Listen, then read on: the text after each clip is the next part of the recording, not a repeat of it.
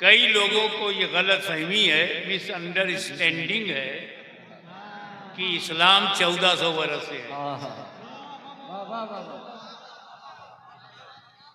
कितनी fake knowledge है।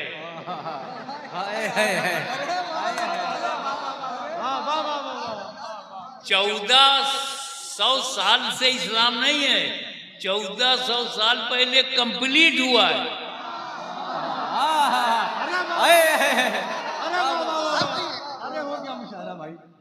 1400 साल पहले स्टार्ट नहीं हुआ इस्लाम, कंप्लीट हुआ है। और यही खुदा कह रहा है अल-यौम, टुडे अकमलतु लकुम दीनुकुम, I completed for you your religion. Today I completed, मदीने में कंप्लीट हुआ है। अल-यौम अकमलतु लकुम दीनुकुम, आज मैंने तुम्हारे लिए, अल्लाह ताला ने जो कंप्लीट किया है, तो कह रहे महबूब तुम्हारे लिए, अपने दीन को नहीं कहा, तुम्हारा दीन, लकुम फॉर यू, दीनुकुम योर रिलीजियन।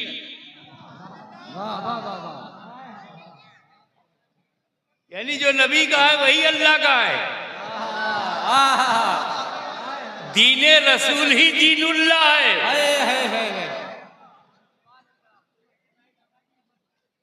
अच्छा, तो 1400 वर्ष पहले हुजूर फरमा रहे हैं अल्लाह का हुक्म है कि आज, तो जब रसूल के हाथ पर दीन मुकम्मल हुआ तो सवाल पैदा होता है स्टार्ट कब हुआ।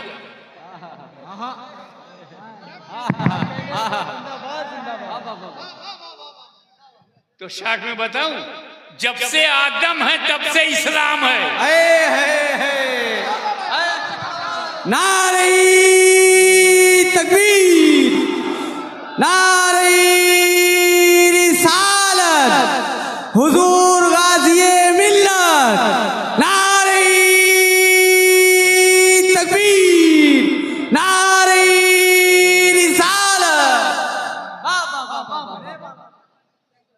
आदम से पहले कोई इंसान नहीं, आदम से पहले कोई आदमी नहीं, आदम से पहले कोई बशर नहीं, तो आदम से पहले कोई रिलीजियन नहीं। आदम ही का रिलीजियन ओल्डेस्ट, आदम ही का रिलीजियन प्राचीन, आदम ही का रिलीजियन सनातन। अब बता आदम किसके घर में है?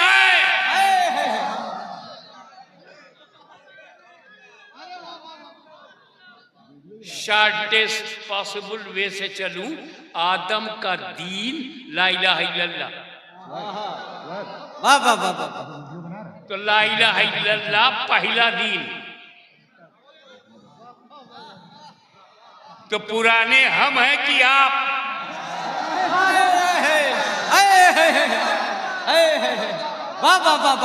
जिंदाबाद जिंदाबाद। आपने नाम रखा है, हम हकीकत में हैं। अब आओ, अब आओ। ला इलाहा इल्लल्लाह आदम का दीन है, ला इलाहा इल्लल्लाह शीश का दीन है, ला इलाहा इल्लल्लाह नूह का दीन है, ला इलाहा इल्लल्लाह मूसा का दीन है, ला इलाहा इल्लल्लाह ईसा का दीन है, ला इलाहा इल्लल्लाह मेरे नबी का दीन है। अब जब ला इलाहा इल्लल्लाह मानने वाला है तो आदम के घर में है।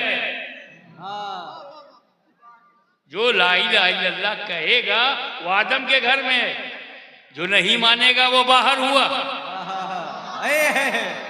अब बताओ, ना मानने वाले जब बाहर हैं तो वापसी किसकी होनी चाहिए? नारे तकबीर, नारे रिसालत, नारे रिसालत, नारे हैदरी, नारे हैदरी। जैसी कहोगे सुनना पड़ेगा, क्योंकि अली की औलाद जिंदा है।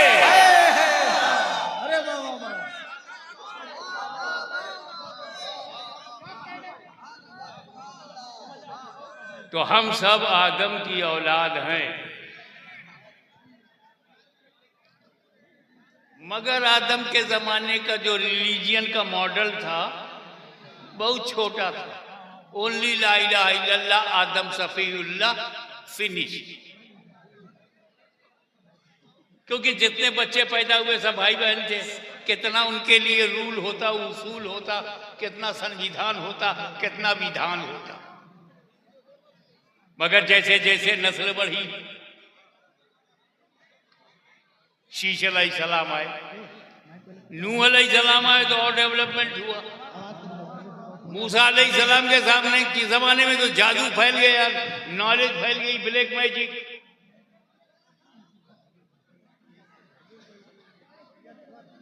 अब ये बात को मैं कैसे समझाऊं आज के नौजवान को? एक मिसाल मैं अक्सर देता हूं, यहां भी दे रहा हूं। 25-30 साल पहले जो पहली बार इंडिया में मोबाइल आया, तो बंबई में एक मेरा मुरीद था, उसके पास मोबाइल था। कहा हजरत जानते ये क्या है? हमने कहा बताओ। का कार में बैठ के बतिया लीजिए, सड़क पर चलते चलते बात कर लीजिए। अच्छा, जब मैंने उसको देखा तो बहुत लंबा मोटा, जेब में रखने लायक नहीं था, उसके लिए झोला चाहिए। फिर दूसरा मॉडल आया ना, उसमें इनकमिंग आउटगोइंग थोड़ा सस्ता हुआ। फिर तीसरा मॉडल आया, चौथा मॉडल आया। जो पुरानी क्वालिटी है वो नए मॉडल में तो है, लेकिन नए मॉडल में कुछ नई क्वालिटी, इनकमिंग आउटगोइंग के अलावा मैसेजिंग भी होने लगी। और एक मॉडल नया आया, उसमें फोटोग्राफी भी होने लगी। फिर और एक मॉडल आया, उसके अंदर फोटो खींचो सेंड भी कर दो। फिर और नया, फिर एन सीरीज 1 2 3 4 5 6 7, और अब तो हर साल नया मॉडल। तो मेरे बच्चों, तुम लेटेस्ट मॉडल क्यों खरीदते हो? Why are you interested to purchase latest model? पुराना मॉडल क्यों नहीं लेते?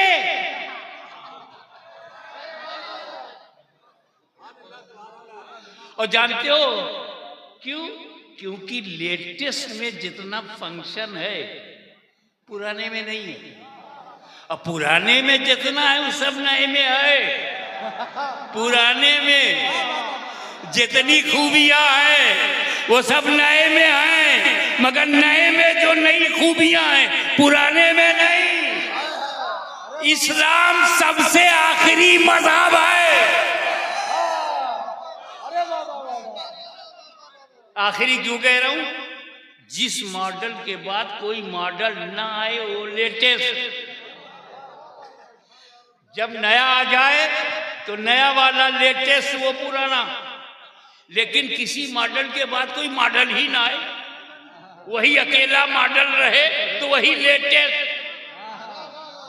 तो कुरान के बाद कोई किताब नहीं आई, कुरान लेटेस्ट। नबी के बाद कोई नबी नहीं आया, नबी लेटेस्ट। इस्लाम के बाद कोई मज़हब नहीं, इस्लाम लेटेस्ट।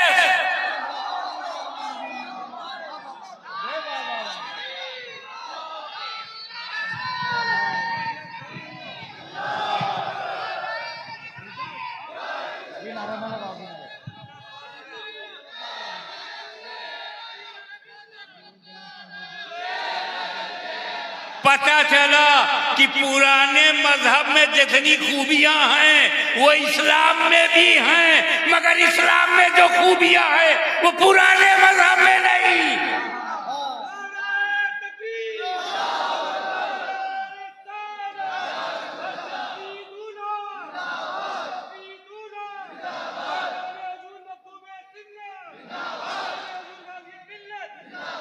अब टर्निंग पॉइंट जो इस्लाम नबी ने मुकम्मल करके हमें दिया है वो इस्टेब्लिश्ड है। 5 पिलर्स। 5 सुतून पर इस्लाम। Number 1 Towhid, oneness of Allah Almighty, तौहीद। नमाज, रोजा, हज, ज़कात। एक ईमान है, चारों इबादत है। नमाज, रोजा, हज, ज़कात, ये चारों इबादत है। एक साथ फर्ज है। आकिल बालिग मुसलमान हो उसके लिए 4 इबादत है। ये चारों एक साथ तो हैं पर आपस में मिलते नहीं। ये नमाज है, ये रोजा है, ऐसे खड़े तो हो जाते हैं, मिलते नहीं। ये नमाज है, ये ईमान है, मिलते हैं। नमाज ईमान से, रोजा ईमान से, हज ईमान से, ज़कात ईमान से। तो ईमान हो तब ना नमाज मिले। अब समझ में आया सुन्नी ईमान पर जोर क्यों देता है? क्योंकि ईमान है तब नमाज है, ईमान है तब रोजा है, ईमान है तब हज है, ईमान है तो ज़कात।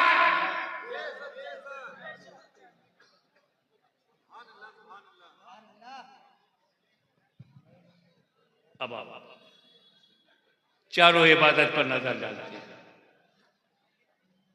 हज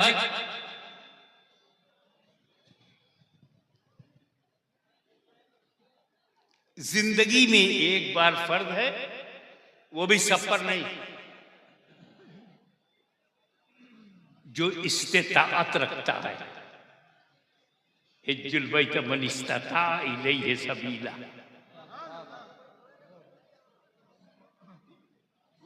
दूसरा फर्ज है ज़कात, ये भी सब पर नहीं है। कितनी छूट है लाइफ में एक बार।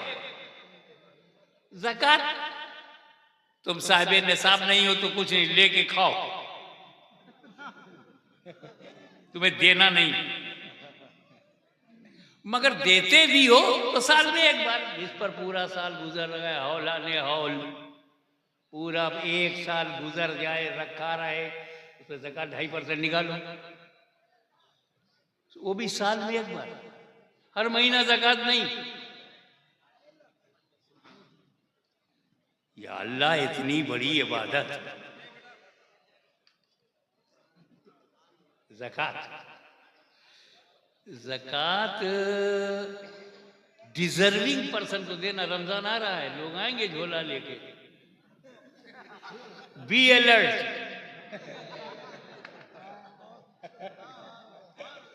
डिजर्विंग पर्सन को देना जो मुस्तहक है, गरीब, मुहताज। लेकिन अगर कोई सैयद गरीब है ना, उसको मत देना, हराम है।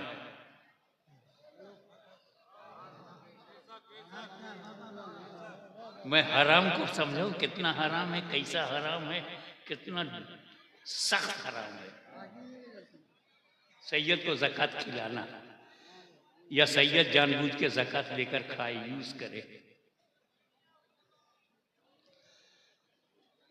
अगर कोई भूख से मर रहा हो तो जान बचाने के लिए मुर्दार खा सकता है। मुस्तर है तो जान बचाने, पेट भर के नहीं, जान बचाने पर। कोई प्यास से मर रहा है और शराब के अलावा कुछ नहीं है तो गले को तर करके जान बचा सकता है, पेट भर के नहीं। जान बचाने पर शराब भी रुखसत, एलाउ, मुर्दार भी एलाउ। पर अगर कोई सैयद भूख से मर रहा हो तब भी ज़कात हराम।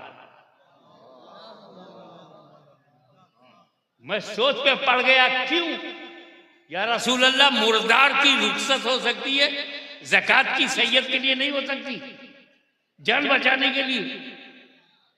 कासुर मुर्दार में इसलिए छूट मिल गई कि उसके सिवा वहां कुछ है नहीं, सिर्फ मुर्दार ही है जान बचाने के लिए, कोई हलाल चीज नहीं है वहां। और यहां तो 2.5% जो ज़कात दे रहा है तो 97.5 अपने पास रखे हुए।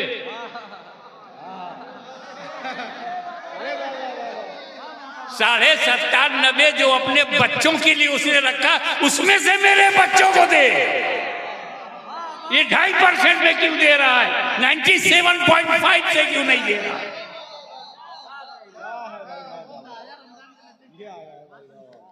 तो सैयद को ज़कात देना हराम है, लेकिन सैयद साहिब निसाब हो तो देना फर्ज है। सैयद मोहम्मद हाशमी पे साहिब निसाब होने की सूरत में ज़कात देना फर्ज है, ज़कात लेना हराम है। क्या कहते हो? सैयद मोहम्मद साहिब निसाब होने की सूरत पर हाशमी पर ज़कात लेना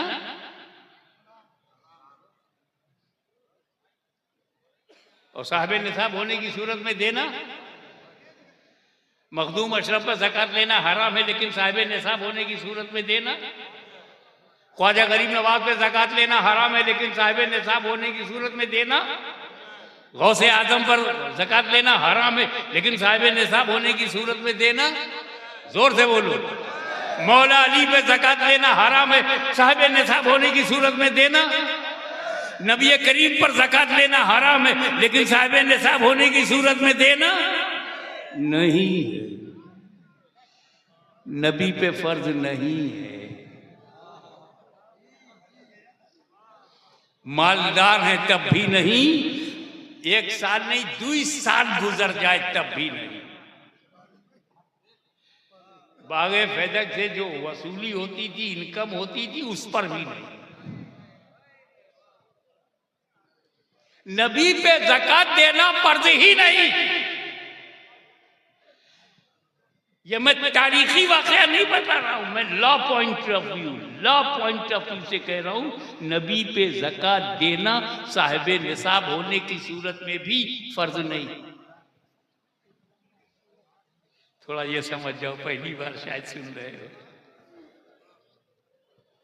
असल में ज़कात का निकालने का जो सबसे बड़ा फायदा है वो हुजूर ने बताया 1400 साल पहले।